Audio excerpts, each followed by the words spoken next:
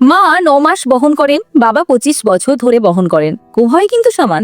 তবুও বলতে পারেন কেন বাবা পিছিয়ে আছে জানেন? মা বিনা বেতনে সংসার চালা, বাবা সমস্ত বেতন সংসারের জন্যই কিন্তু খরচ করে। উভয়ের প্রচেষ্টাই কিন্তু সমান। তবু কেন বলতে পারেন বাবা পিছিয়ে আছেন জানেন? মা আপনার যা ইচ্ছা তাই রান্না করেন, বাবা আপনি যা চান তাই কিনে দেন। তাদের উভয়ের ভালোবাসায় কিন্তু সমান।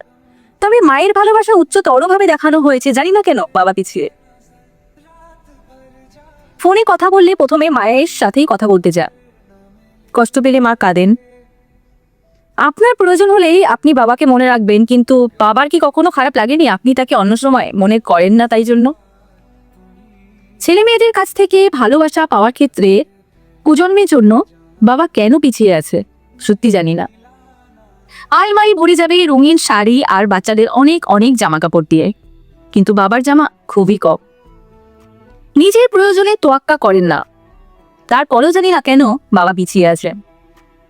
মায়ের অনেক সোনার গয়না আছে, কিন্তু বাবার একটাই আংটি আছে, যেটা তার বিয়ের সময় দেওয়া হয়েছিল। তবুও মা কম গয়না নিয়েও কিন্তু অভিযোগ করতে পারেন, আর বাবা করেন না। তারপরেও জানি না কেন বাবা পিছিয়ে আছে। বাবা সারা জীবন কঠোর পরিশ্রম করেন পরিবারের যত্ন নেওয়ার জন্য, কিন্তু যখন স্বীকৃতি পাওয়ার কথা আসে কেন জানি না তিনি সবসময় পিছিয়ে থাকে।